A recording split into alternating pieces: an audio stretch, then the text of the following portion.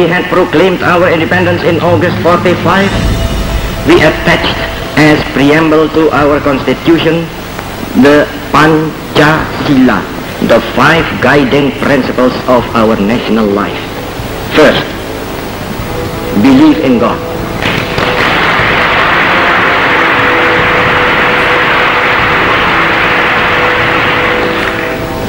Second, nationalism. Third, humanity.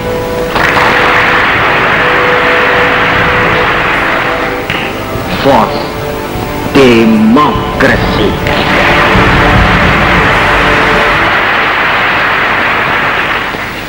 Fifth, social justice.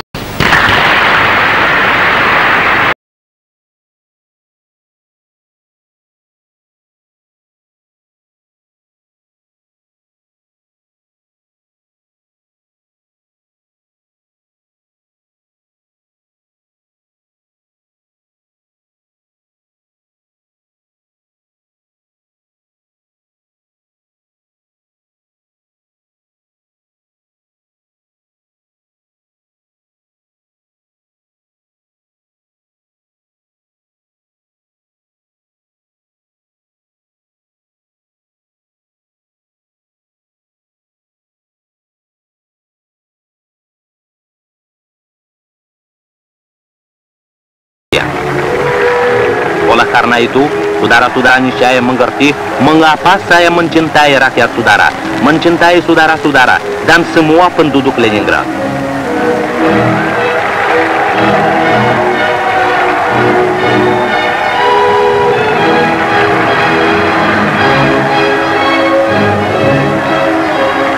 Hei pemuda-pemudi, hei seluruh rakyat Indonesia, mari kita berjalan terus dengan alat, antara lain alat persatuan Indonesia, satu bahasa, satu tanah air, satu bangsa Indonesia. Bersama-sama kita melanjutkan revolusi ini, bersama-sama kita mensukseskan ini. Ayo bangsa Indonesia, dengan jiwa yang berseri-seri, mari berjalan terus, jangan berhenti. Revolusimu belum selesai. Jangan berhenti, sebab kita tidak bertujuan bernegara hanya satu windu saja. Kita bertujuan bernegara 1000 windu lamanya.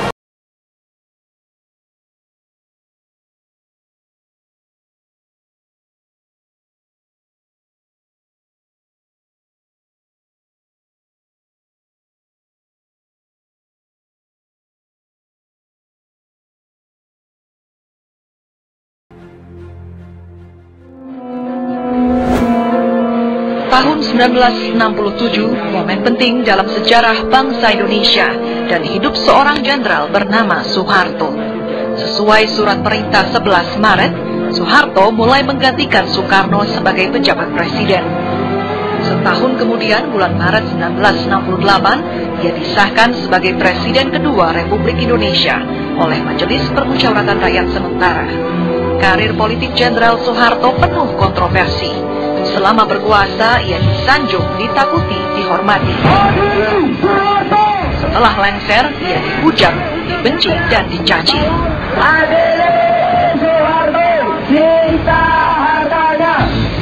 Namun terlepas dari perasaan atau emosi, sejarahlah yang paling jujur berbicara akan sosok tokoh yang paling lama memimpin negeri ini. Berbeda dengan kepemimpinan Bung Karno yang penuh konfrontasi dan ketidakstabilan, Pak Harto mengusung era baru, visi yang ia namakan Orde Baru. Segera setelah menjabat, Presiden Soeharto langsung membenahi kekacauan ekonomi yang ditinggalkan Presiden Soekarno. Untuk membereskannya, ia berpaling pada tim ekonom didikan Barat. Di bawah Presiden Soeharto, pembangunan ekonomi menjadi target utama. Bila sebelumnya negatif, pertumbuhan ekonomi Indonesia menjadi positif, bahkan naik pesat. Sampai-sampai pada dekade 1980-an, ia dijuluki Bapak Pembangunan yang berhasil mewujudkan swasembada pangan. Di bidang kesehatan, untuk mengendalikan jumlah penduduk, Presiden Soeharto memulai kampanye keluarga berencana. Program yang dinilai sukses secara internasional menjadikan Indonesia sebagai negara percontohan, dan penghargaan dari Perserikatan Bangsa-Bangsa. Sebagai pemimpin, Presiden Soeharto punya visi besar mengembangkan bangsa. 5 tahun mendatang, tugas pokok kita adalah tetap melanjutkan pembangunan bangsa dalam arti yang luas dengan makin menampilkan wajah demokrasi politik dan demokrasi ekonomi secara selaras dan seimbang. Tapi di sisi lain, kalangan aktivis menilai almarhum sebagai sosok anti-demokrasi dan cenderung otoriter. Dalam upayanya menyederhanakan kehidupan berpolitik di Indonesia, kontras dengan hingar-bingar masa Bung Karno, Presiden Soeharto melakukan penyatuan partai-partai politik. Namun dalam proses itu, Golkar berkembang menjadi golongan penguasa yang selalu memenangkan pemilu semasa Orde Baru. Di bawah Presiden Soeharto, oposisi hilang dan kekuatan masyarakat melemah. Tekanan atas kebebasan politik belakangan menjadi salah satu sumber keluhan masyarakat terhadap Presiden Soeharto. Jauh sebelum reformasi tahun 1998, protes masyarakat sebenarnya sudah muncul. Dalam peristiwa malapetaka 15 Januari 1974 atau Malari, massa turun ke jalan menentang masuknya modal asing, salah satu pilar program ekonomi Presiden Soeharto. Tapi aksi massa disambut kekerasan aparat. Inilah salah satu demonstrasi jalanan terbesar sebelum reformasi 1998. Tahun 80-an hingga 90-an, Indonesia mengalami kejayaan ekonomi, menjadi negara yang disegani di Asia. Namun petaka datang di tahun 1997 ketika krisis moneter dan ekonomi menghantam negara-negara Asia. Demonstrasi mahasiswa yang berlangsung dalam waktu lama membuat situasi tanah air begitu genting dan tegang. Posisi Presiden Soeharto semakin terpojok ketika orang-orang kepercayaannya justru berbalik arah, mendukung mahasiswa dan meninggalkan Presiden. Bahkan Ketua DPR MPR Harmoko yang sebelumnya paling lantang meminta Presiden Soeharto melanjutkan lagi jabatannya sebagai Presiden, tiba-tiba berubah melawan Presiden. Dengan tegas, Harmoko meminta Presiden Soeharto untuk turun dari jabatannya.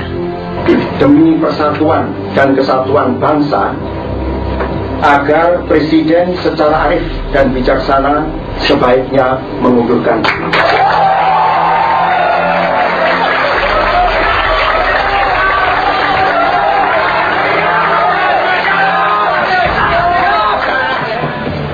Sebuah keputusan yang tidak terduga. Presiden Soeharto akhirnya memutuskan mengundurkan diri. 21 Mei 1998, Presiden Soeharto pun mundur. Dan setelah dengan sungguh-sungguh memperhatikan pandangan pimpinan Dewan Perwakilan Rakyat dan pimpinan fraksi-fraksi yang ada di dalamnya, saya memutuskan untuk menyatakan berhenti dari jabatan saya sebagai Presiden Republik Indonesia terhitung sejak saya bacakan pernyataan ini pada hari ini, Kamis 21 Mei 1998. Dari saat itu hingga kini, Indonesia memasuki babak baru bernama reformasi.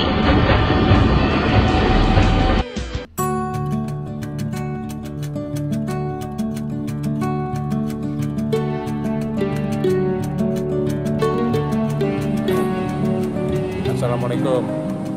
Hai teman-teman, apa kabar? Jumpa lagi dengan saya Seno Widiarjo di channel Seno Madiun. Semoga Anda yang melihat video saya kali ini dalam keadaan sehat walafiat. Ya, saya doakan Anda semua berbahagia dan sehat walafiat dimanapun Anda berada. Ya teman-teman, pada kesempatan ini saya ingin mengajak Anda dan semuanya para pirsawan untuk melihat sejarah, sedikit melihat sejarah tentang dua orang presiden kita yang sudah menorehkan prestasi sejarahnya hilang gemilang di eranya masing-masing, yaitu Pak Soekarno dan Pak Harto, ya, yang biasa juga dipanggil dengan Bung Karno dan Pak Harto, ya. Tapi sebelumnya tekan dulu subscribe, ya, dan jangan lupa juga tekan loncengnya. Ya teman-teman, dua orang presiden ini adalah sebuah rahmat dari Yang Maha Kuasa Allah Subhanahu wa Ta'ala untuk Indonesia. Karena apa? Karena kita sudah dianugerahi dua orang yang luar biasa, ya, yang tercatat dalam sejarah Indonesia sampai kapanpun, yaitu Pak Karno dan Pak Harto. Kalau kita melihat sejarahnya masing-masing, yaitu Pak Karno dan Pak Harto sama-sama memiliki tantangan di dalam masa kepemimpinannya atau masa beliau-beliau ini menjadi presiden. Kalau kita melihat sejarah, Pak Soekarno menghadapi tantangan berupa penjajahan Belanda. Bagaimana agar Indonesia ini merdeka, itu bisa kita lihat di buku autobiografinya Soekarno, Penyambung Lidah Rakyat Indonesia. Ya, saya sangat terkesan sekali dengan buku beliau yang berjudul Soekarno, Penyambung Lidah Rakyat Indonesia, yang disusun oleh Cindy Adam. Teman-teman, di dalam buku itu jelas sekali bahwa bagaimana seorang Soekarno itu memotivasi rakyat Indonesia itu perlu perjuangan, ya, perlu jerih payah yang luar biasa. Bahkan beliau tidak segan keluar masuk kampung, kadang juga dengan naik sepeda, ya, boncengan dengan istrinya Ibu Fatmawati, untuk memberikan motivasi atau pencerahan kepada penduduk suatu desa, suatu kampung, ya, untuk memberikan katakanlah wejangan ataupun ceramah agar rakyat itu terbuka hatinya, ya. Bagaimana caranya agar Indonesia itu, rakyat Indonesia mau memperjuangkan kemerdekaannya, ya. Beliau selalu mendengung-dengungkan pentingnya kita merdeka. Karena apa? Karena rakyat Indonesia pada waktu itu sudah banyak yang pasrah dengan nasib, ya, 3,5 abad dijajah Belanda. Jadi sudah tidak ada gairah untuk memperjuangkan kemerdekaan. Karena apa? Karena ya melawan Belanda percuma katanya, tidak ada motivasi, ya. Melawan Belanda nantinya bahaya, ditangkap dan sebagainya. Itu yang membuat rakyat Indonesia merasa ya pesimis dan masa bodoh. Tapi kehadiran Pak Karno, ya, atau bahasa pergerakannya biasa dipanggil Bung Karno, itu memotivasi.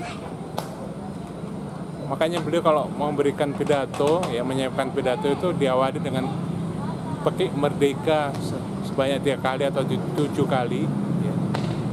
Itu merupakan sengatan, ibaratnya sengatan listrik yang ditujukan kepada setiap rakyat Indonesia yang mendengarkan, ya.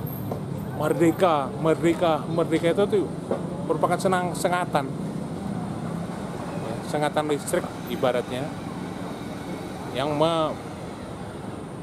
menorehkan, ya, jiwa supaya bangkit, ya. Pada waktu itu para kaum pergerakan sering menggunakan sebuah ayat di dalam Al-Quran itu, ya, bahwa Tuhan tidak akan merubah nasib suatu bangsa manakala bangsa itu sendiri tidak merubah nasibnya. Ya, kita bagaimana caranya harus mau dan mampu merdeka dengan apapun risikonya. Inilah saya katakan tadi, ya, merupakan rahmat dari Yang Maha Kuasa Allah Subhanahu wa Ta'ala menghadirkan sosok Pak Karno, ya, supaya rakyat Indonesia ini tergugah, termotivasi untuk berjuang melawan penjajah. Ini zamannya Pak Karno seperti itu.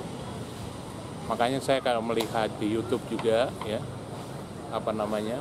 ketika beliau ditahan atau ditangkap oleh Belanda, yang kemudian beliau sampai diasingkan ditahan di Sumatera Utara. Ya, saya sedih, prihatin. Tapi di balik itu, penangkapan beliau dan Bung Hatta dan Syahrir, ya, dan beberapa tokoh yang lain, Agus Salim juga, itu menunjukkan apa? Beliau ini seorang pemikir dan mempunyai strategi yang jitu.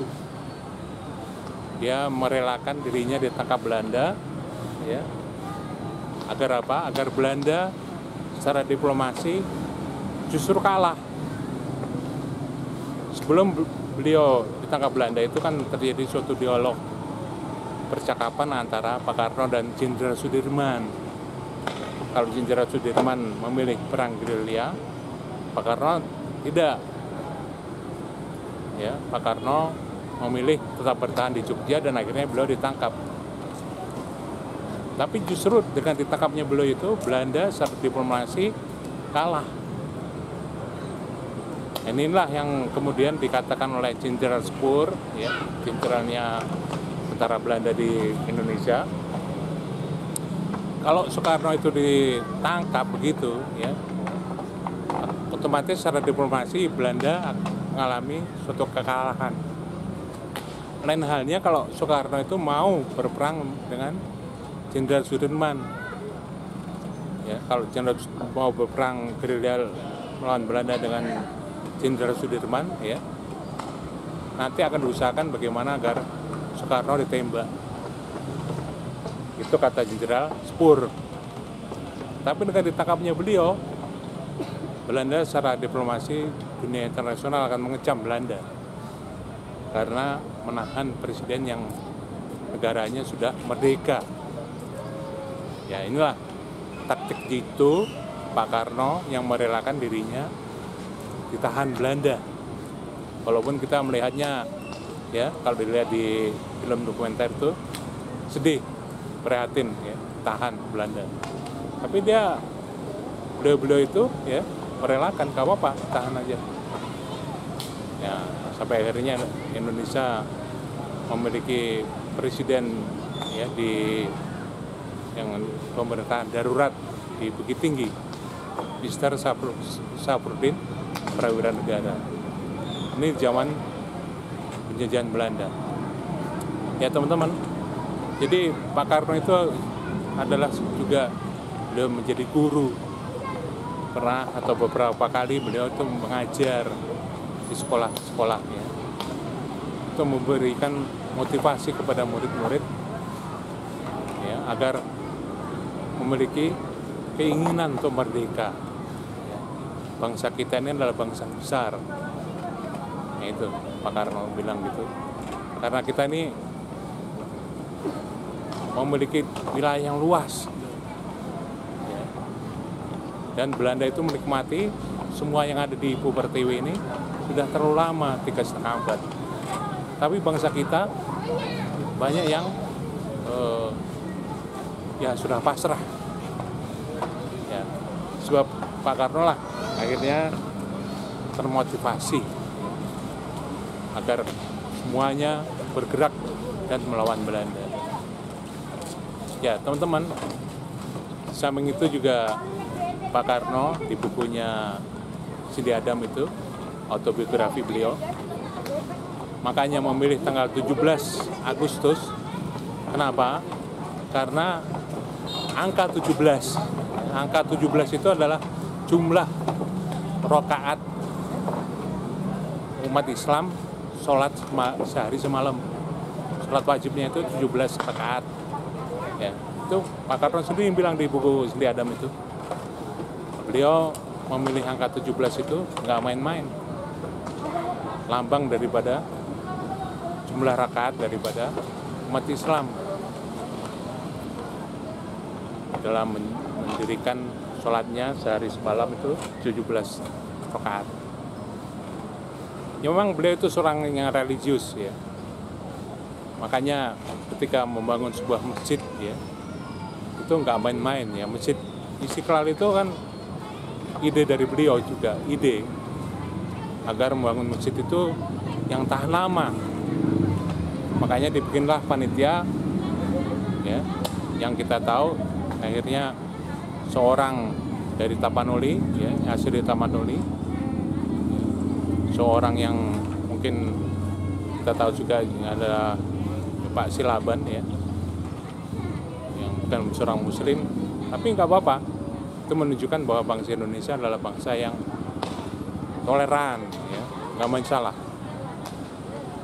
Ini juga merupakan suatu ide daripada Pak Karno, ya, yang kemudian meng-ACC model daripada Masjid Istiqlal, ya, yang kita tahu bangunannya cukup megah. Kemudian juga bahwa beliau itu adalah seorang religius. Di bukunya Cindy Adam itu beliau cerita tentang dia itu adalah seorang yang Muslim yang taat sebenarnya.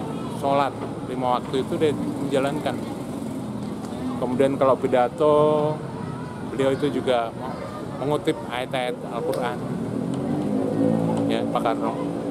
Bahkan mau berkunjung ke Uni Soviet ketika itu, Pak Karno mengajukan syarat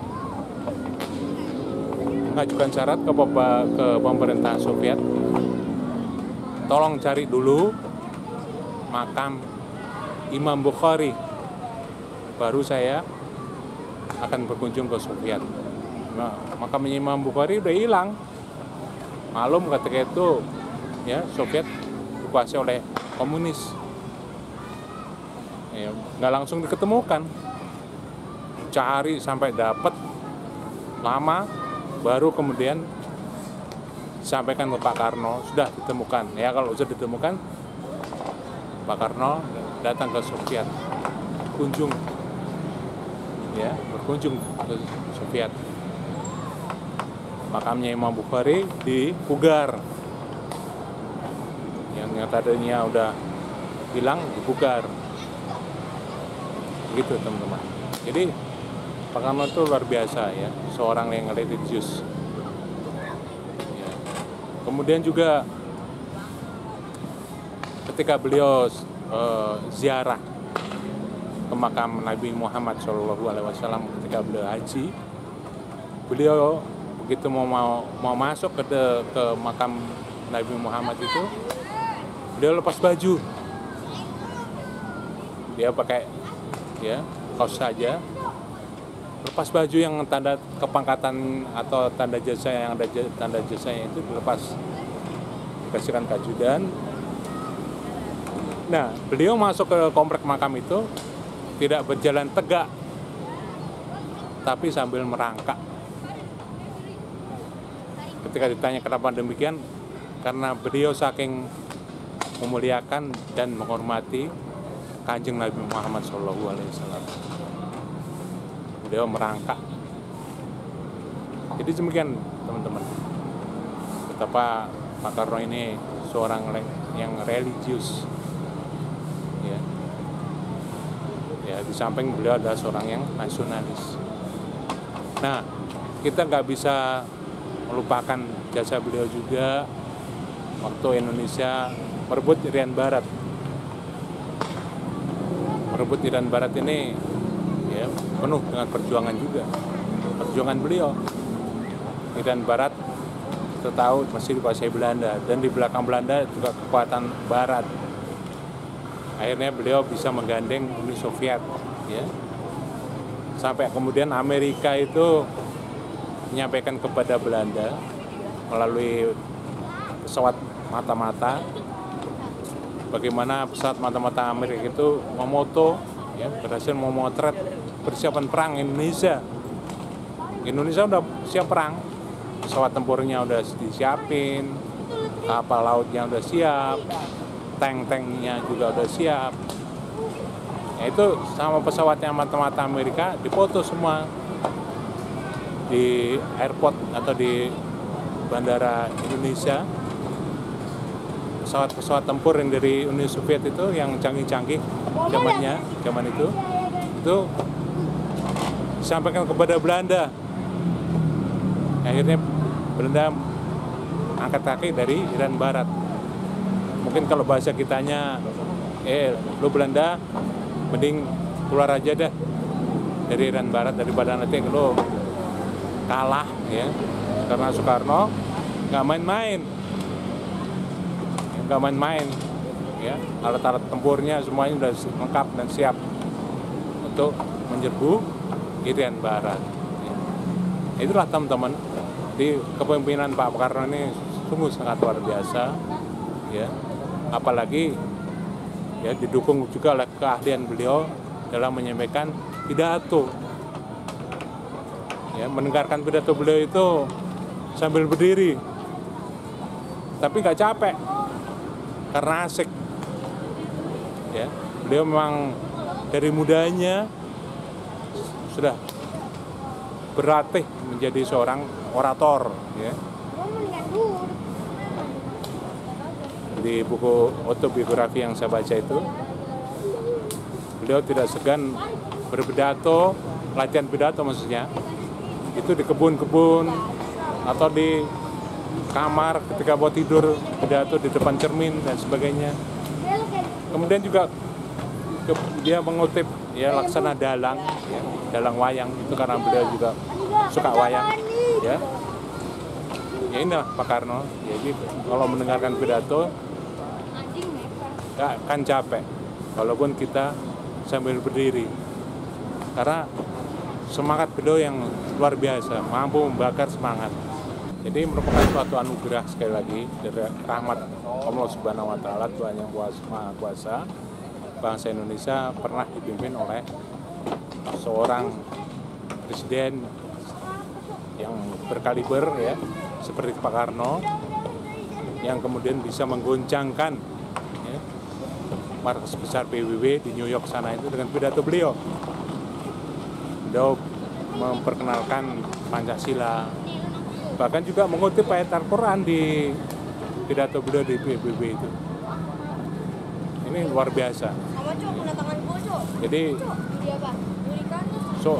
sebagai sebuah negara yang baru merdeka, Indonesia mampu membuat konferensi besar ya, Asia Afrika. Banyak tokoh-tokoh dari Asia Afrika datang ke Bandung tahun 55. Indonesia baru 10 tahun umurnya. Indonesia baru 10 tahun. Ya. Ini merupakan prestasi juga. Pak Karno bisa menghimpun bangsa Asia Afrika untuk bertemu, menyamakan visi ya, untuk melenyapkan imperialisme. Ya. Karena imperialisme itu adalah suatu perbuatan yang sifatnya exploitation long barong ya. Eksploitasi atau penyedotan suatu bangsa yang terjajah secara tidak berkemanusiaan ya. Itulah kepiawaian Pak Karno. Apalagi kalau Anda pernah membaca buku beliau di bawah bendera revolusi itu yang cukup tebal ya, saya sendiri membacanya agak sulit ya, karena bahasanya adalah bahasa yang sangat akademis ya. Saya lebih suka membaca bukunya Sidi Adam. Itulah teman-teman, sampai akhirnya sampai hari ini nama Insinyur Soekarno itu di Timur Tengah, di negara-negara Arab ya, negara-negara Afrika masih dikenang ya. Mereka membuat jalan Soekarno, tapi ditambahin dengan Ahmad Soekarno ya. Nama jalannya, nama daerahnya Ahmad Soekarno. Ya, ini jasa beliau ya, nama besar beliau dikenang di Afrika ya, di Timur Tengah. Ada sebuah tumbuh-tumbuhan ya yang Padang Arafah ya, di Arab Saudi sana. Itu kalau Anda pernah pergi haji, melihat ada tumbuh-tumbuhan namanya tumbuhan Soekarno, pohon Soekarno, karena memang di zaman Pak Karno lah tumbuh-tumbuhan didatangkan ke Arab Saudi ya. Nama tumbuh-tumbuhan untuk penghijauan agar jangan terlalu panas. Itu jasanya Pak Karno. Belum lama juga saya pernah membaca mahasiswa Indonesia, ya belum lama ini, ketika terjadi demo di Mesir, ya itu ikut ketangkap, ya.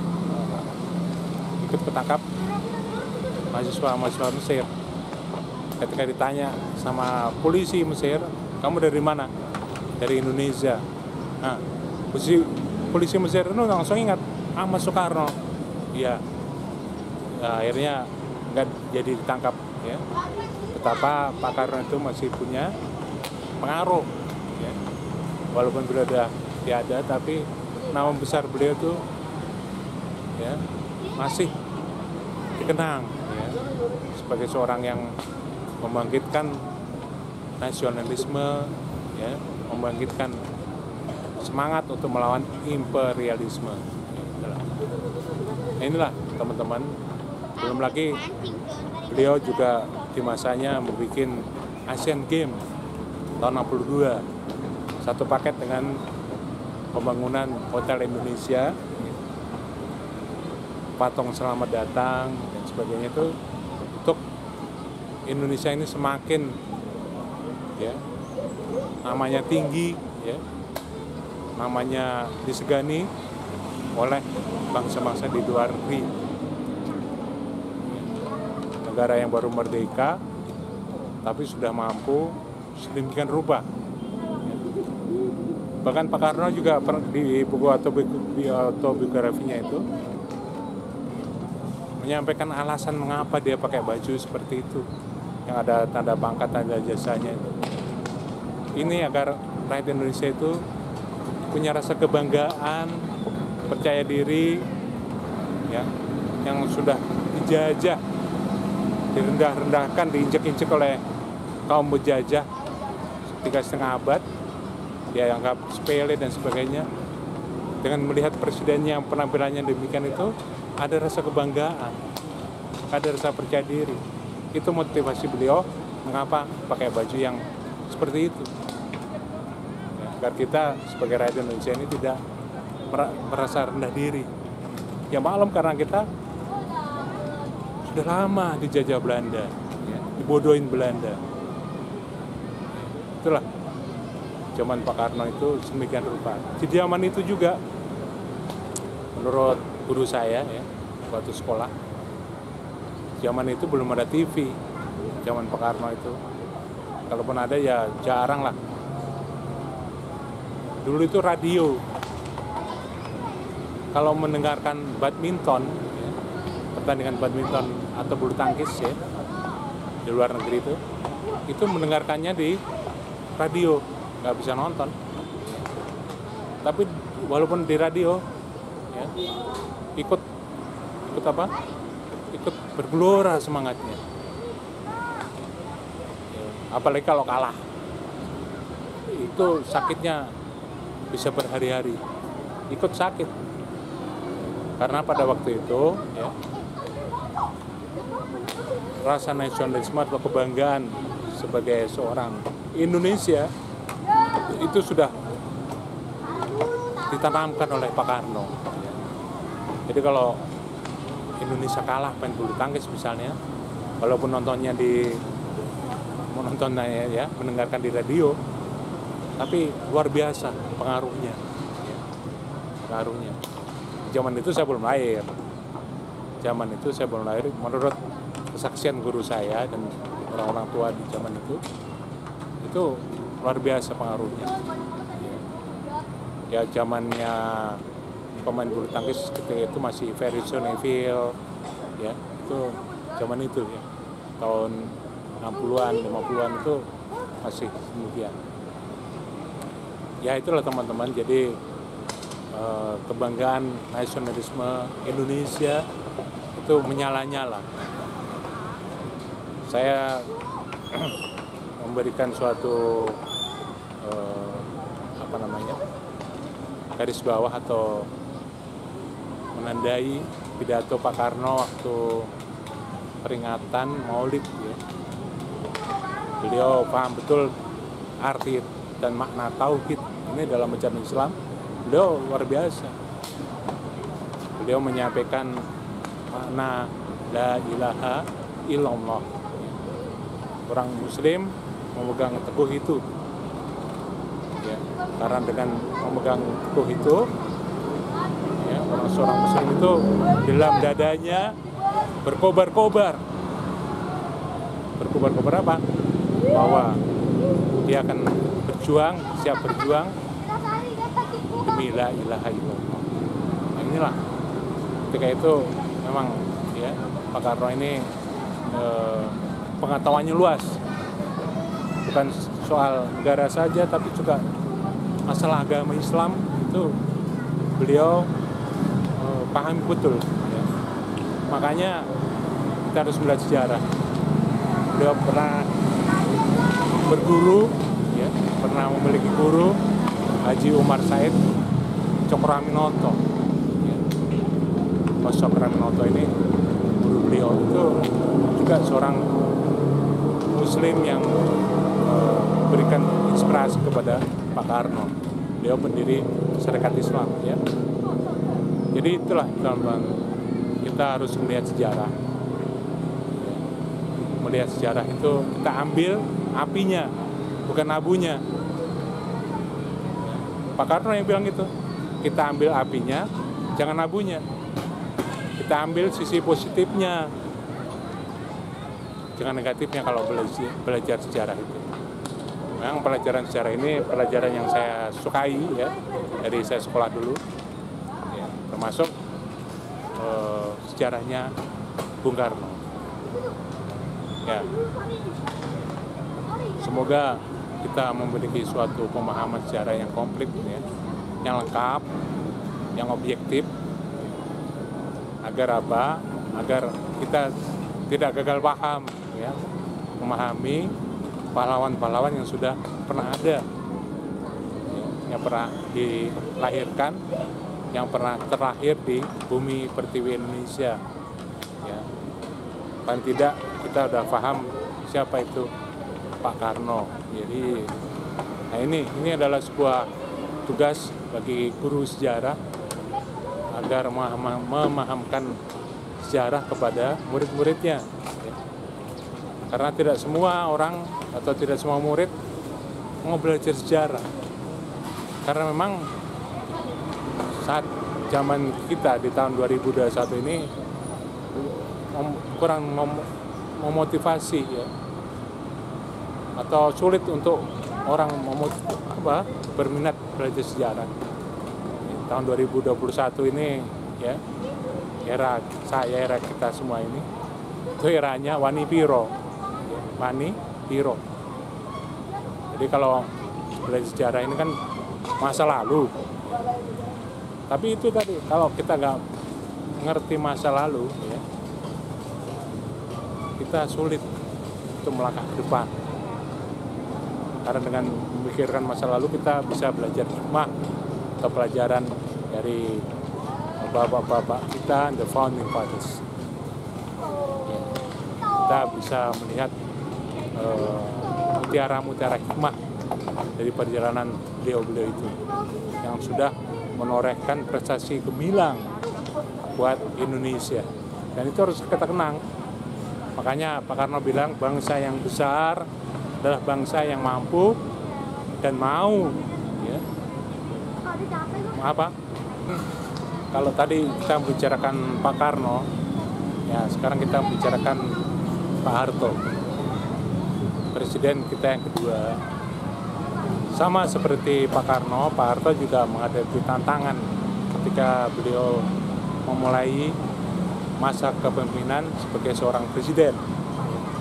Kalau Pak Karno itu tadi menghadapi penjajahan dan merupakan seorang motivator dan inspirator bagi kemerdekaan Indonesia. Nah, Pak Harto ini menghadapi apa? Menghadapi problem yang berat juga sebagai akibat pemberontakan PKI tahun 65. Pak Harto menghadapi problem berat. Problem apa? Problem ekonomi yang sudah rusak ya, gara-gara PKI berontak dan sebagainya. Ketika itu Indonesia ekonominya terpuruk, ya terpuruk dan berat menghadapi problem di sana sini. Tapi itulah, semua presiden itu atau semua pemimpin ya, Pak Karno dan Pak Harto ini adalah sebuah rahmat dari Yang Maha Kuasa. Ada dihadirkan, dianugerahi bangsa kita dengan Pak Karno dan Pak Harto ini merupakan karunia yang harus disyukuri. Masih atau lanjut? Lanjutlah. Ya, jadi Pak Harto menghadapi suatu problem, yaitu ekonomi yang sudah rusak berat karena pemberontakan PKI tahun 65. Ya, pemimpin kita itu memiliki suatu semangat, memiliki suatu kesabaran dalam membawa Indonesia itu keluar dari masalahnya. Nah, ini yang di zaman kita juga sangat perlu, ya.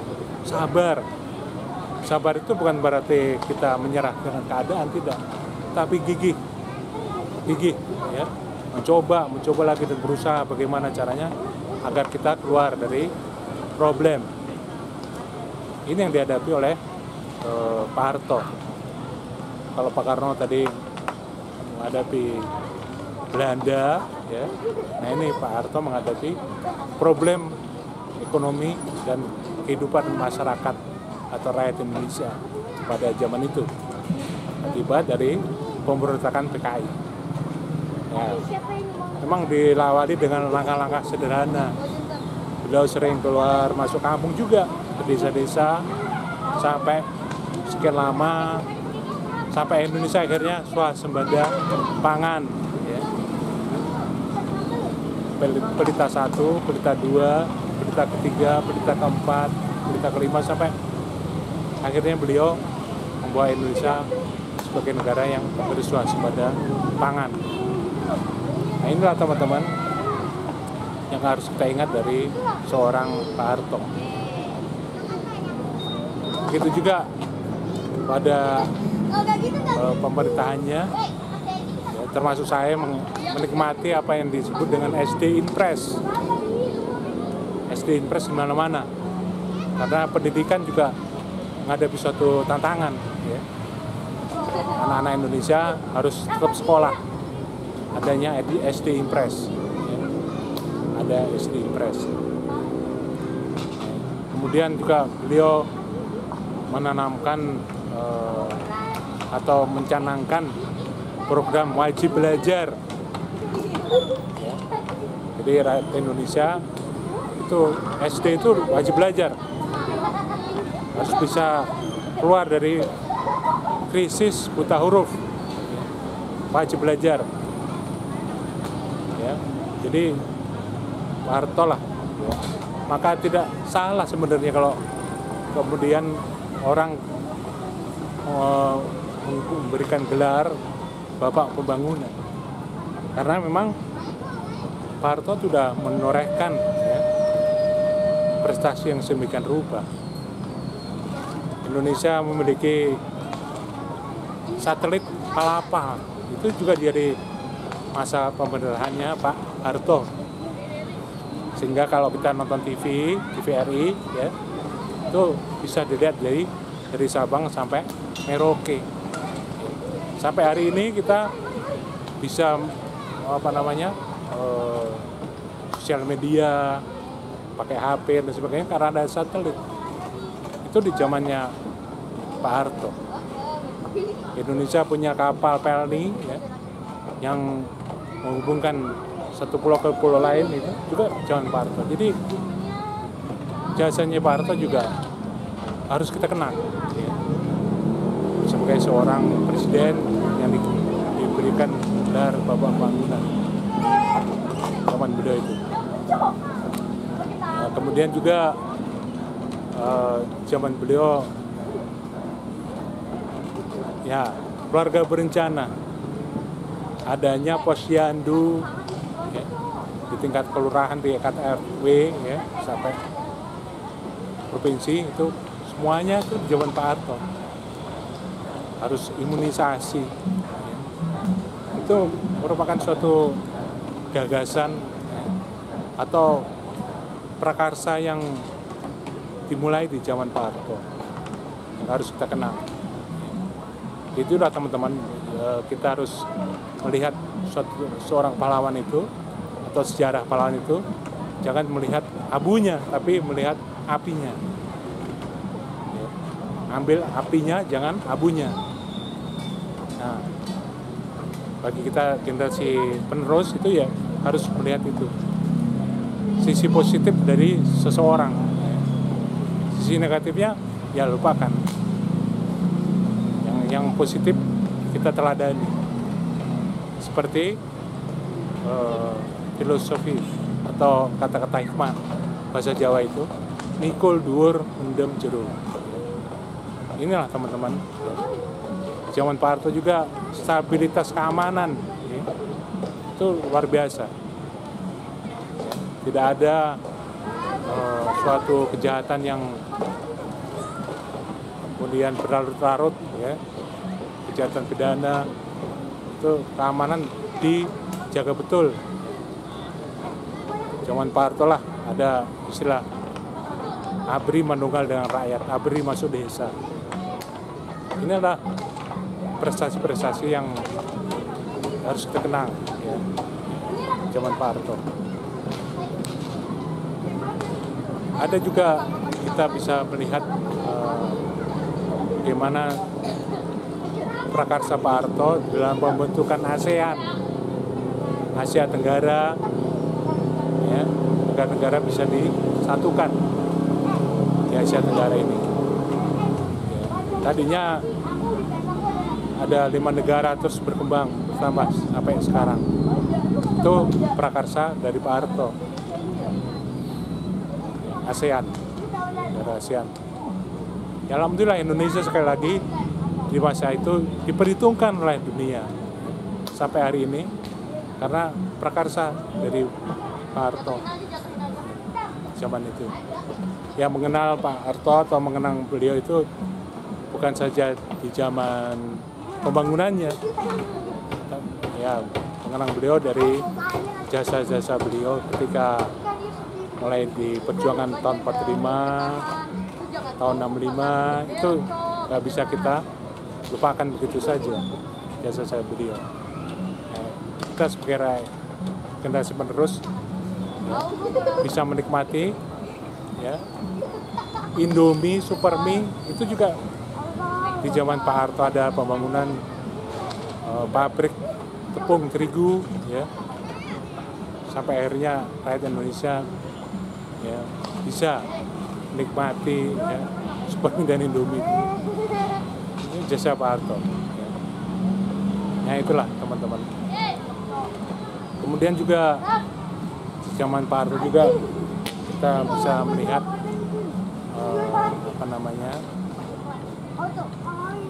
Indonesia mampu ya bersuasembada pangan tadi itu nggak bisa kita anggap ya biasa, tidak.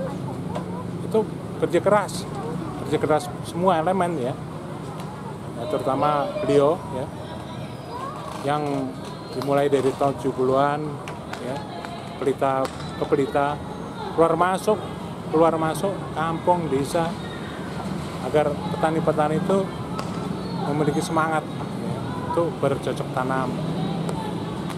Makanya dulu ada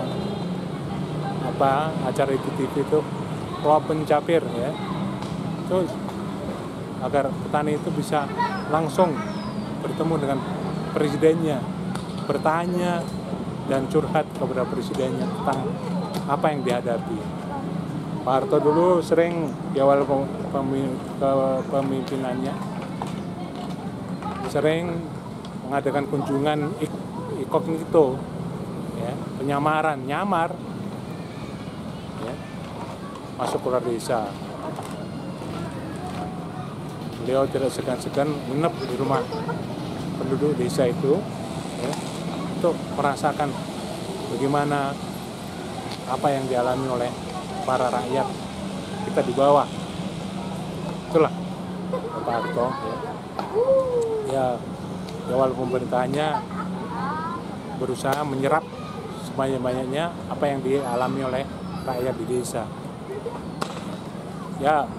Jadi Indonesia ketika itu menghadapi problem ekonomi yang berat, ya, sedikit ya, sedikit demi sedikit bisa diatasi oleh beliau itu. Kita atau saya harus bersyukur ya, sudah menikmati apa-apa yang dibangun ya, oleh pemerintahan Pak Harto. Zaman saya masih kecil ya, sampai dewasa itu sudah merasakan bagaimana prestasi pembangunan zaman Pak Harto itu. Nah, maka itu ya, sekali lagi kita tidak bisa melupakan dua orang presiden yang fenomenal di Indonesia ya, yaitu Pak Karno dan Pak Harto. Kita akan mengenang beliau ya, di museum hati kita, di museum otak kita ya. Walaupun mungkin kita tidak pergi ke museum ya, tapi kita memiliki museum masing-masing. Saya yakin Anda juga sama, yang sudah lahir di tahun 70-an, 80-an, memiliki museum di kepala kita dan museum di hati kita. Ya, itulah dua orang presiden ini yang wajib kita ingat jasa-jasanya ya, kepada bangsa Indonesia.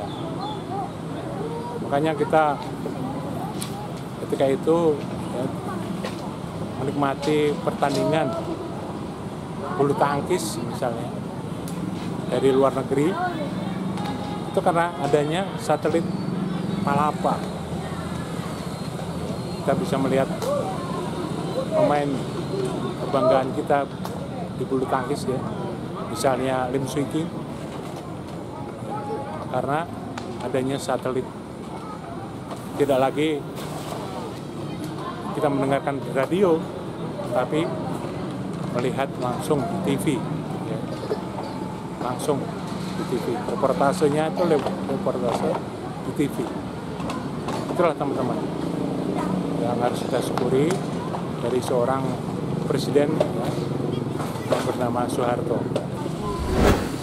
Ya teman-teman, di bagian penutup ini ya, sekali lagi kita harus selalu jas merah, jangan sekali-kali meninggalkan sejarah ya, kita ambil apinya, jangan abunya. Kepada kedua tokoh besar bangsa Indonesia, Pak Karno dan Pak Harto, kita hormati beliau, kita letakkan beliau di dalam museum hati kita.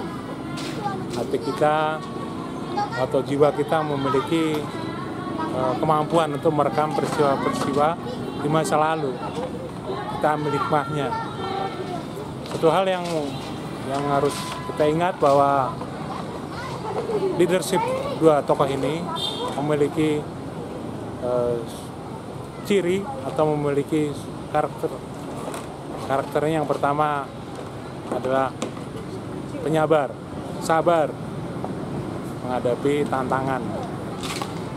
Yang kedua, memiliki keikhlasan ya, dalam berjuang tanpa pamrih. Betapapun ya, ada yang suka dan tidak suka dalam majlis masalah. Yang ketiga ada cinta, ya. Ada cinta kepada Indonesia, kepada rakyatnya. Ya. Betapapun ya, beliau memiliki plus dan minus, ya. Tapi mereka adalah yang mencintai rakyatnya, ya. Yang mencintai bangsa Indonesia.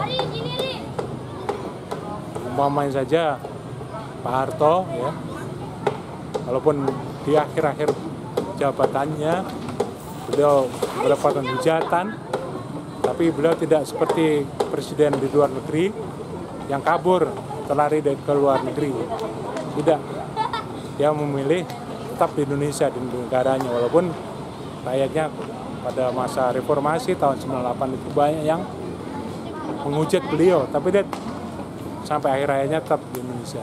Karena beliau berkata, saya ini orang Indonesia.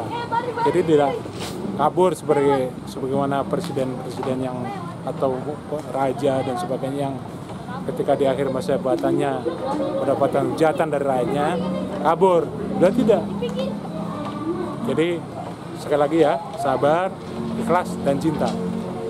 Inilah yang harus kita teladani dari seorang Soekarno dan Soeharto. Untuk apa? Untuk kesinambungan sejarah bangsa Indonesia di pundak kita, generasi penerus ini. Apa-apa yang baik kita teladani, ya. Apa-apa yang kurang, jangan ditiru. Semoga video saya yang singkat ini dapatlah sedikit banyak mengingatkan kita bahwa Yang Maha Kuasa Allah Subhanahu wa Ta'ala pernah menghadirkan dua presiden yang memiliki jasa yang cukup besar bagi Indonesia, yaitu Pak Karno, Bapak Proklamasi kita, The Founding Fathers, dan Pak Harto sebagai Bapak Pembangunan Indonesia. Kita hanya berkewajiban untuk mikul dhuwur mendem jero, ya. Mikul dhuwur mendem jero terhadap apa yang beliau sudah lakukan. Beliau itu sudah menorehkan prestasi yang gemilang buat bangsa kita, agar kita bisa meneladani. Itulah, semoga video saya ini ada manfaatnya dan kita tetap mencintai bangsa kita Indonesia. Semoga hari-hari besok adalah hari-hari kejayaan bangsa kita. Terima kasih atas perhatiannya. Sampai jumpa.